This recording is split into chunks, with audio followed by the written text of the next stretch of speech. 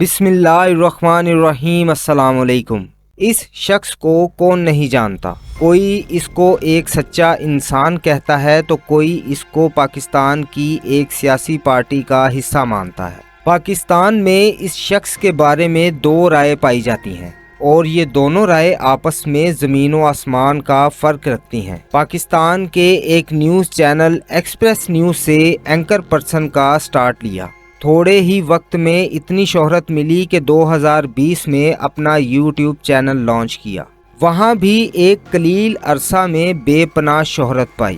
11 مئی 2023 یہ وہ تاریخ تھی جب یہ خبر آئی کہ پاکستانی صحافی عمران ریاض خان کو ملک سے جاتے ہوئے ایک ایئرپورٹ سے گرفتار کر لیا گیا۔ اس کے بعد عمران ریاض خان کا کیس ایک ڈرامائی صورت اختیار کر گیا۔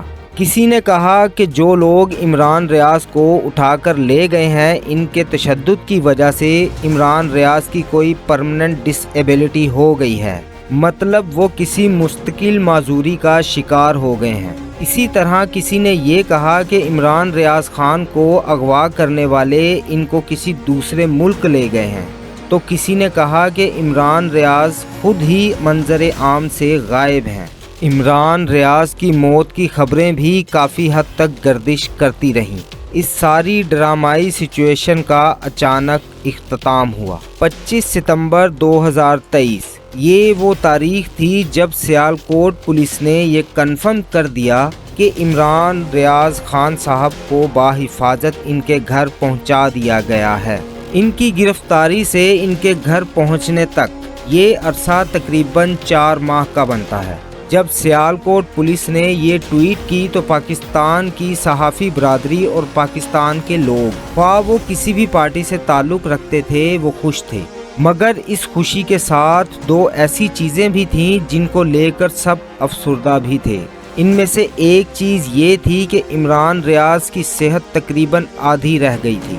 جو شخص 48 سال کی عمر میں گرفتار ہوا تھا، اسی شخص کا چہرہ دوبارہ دکھایا گیا تو ایسا لگ رہا تھا جیسے کوئی 70 سال کا بوڑھا ہو۔ اور دوسری کہ عمران ریاض کی بولنے کی صلاحیت کافی حد تک خراب ہو چکی تھی۔ وہ الفاظ کی ادائیگی ٹھیک سے نہیں کر پا رہے تھے۔ انہی دو خبروں نے پھر سے سب کو افسردہ کر دیا تھا، لیکن پھر بھی یہ تسلی تو تھی کہ وہ کم از کم اپنے گھر واپس لوٹ آئے، کیونکہ اس دوران جس کرب سے ان کے گھر والے گزر رہے تھے میں اور آپ شاید اس کا اندازہ بھی نہ کر پائیں۔ اس کے بعد کیا تھا کہ پوری صحافی برادری اور بہت سے یوٹیوبرز ان کے گھر تانتا بن گیا۔ ہر کوئی ان کے گھر جاتا، ان کی احوال پرسی کرتا اور کم از کم ان کے ساتھ ایک سیلفی ضرور لیتا۔ انہی لوگوں کی وجہ سے عمران ریاض صاحب کی ہم جیسوں کو بھی خبر ملتی رہتی۔ اب لوگوں کو انتظار تھا کہ کب عمران ریاض صاحب خود سامنے آئیں گے، تو یہ انتظار کی گھڑیاں بھی 16 نومبر 2023 کو تقریباً 3 ماہ بعد تب ختم ہوئیں جب عمران ریاض صاحب لاہور کی ایک عدالت میں اپنے کسی کیس کے سلسلے میں آئے۔ میں اگر اپنی بات کروں تو مجھے دلی دکھ ہوا جب میں نے یہ منظر دیکھا کہ کچھ صحافی ان سے بات کرنے کی کوشش کر رہے ہیں اور وہ شخص جس کی آواز پاکستان کے کونے کونے میں سنی جاتی تھی، اس شخص سے آج بولا بھی نہیں جا رہا تھا۔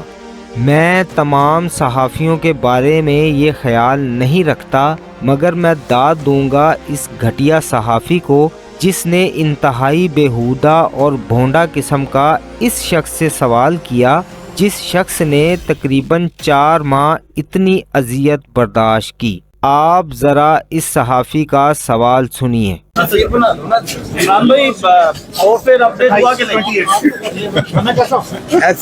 گندیاں بات کرنے کا تو کوئی فائدہ نہیں ہے۔ میں یہ نہیں کہتا کہ آپ عمران ریاض کو سپورٹ کریں یا آپ نہ کریں۔ آپ چاہے کسی بھی پارٹی سے تعلق رکھتے ہوں، ذرا کچھ دیر کے لیے یہ سوچیں کہ ایک شخص 4 ماہ تک لاپتہ رہتا ہے۔ اس کی بیوی ہے، اس کے بچے ہیں، اس کا گھر ہے، اس کے والدین ہیں۔ ان کو 4 ماہ تک یہ تک نہیں پتا کہ ان کا بیٹا زندہ بھی ہے یا مر گیا۔ ان پر کیا گزرتی ہوگی؟ اس سوال کا جواب اگر آپ اپنے دل سے لیں گے تو مجھے امید ہے جواب مثبت آئے گا۔ تقریباً 7 مہینے بعد اس شخص نے جو پہلے الفاظ میڈیا کے سامنے کہے وہ یہ تھے: پاکستان زندہ باد۔ Thank you. اب تک کے لیے اتنا ہی، ملتے ہیں اپنی اگلی ویڈیو میں، تب تک کے لیے اجازت چاہوں گا۔ اللہ آپ کا حافظ و ناصر۔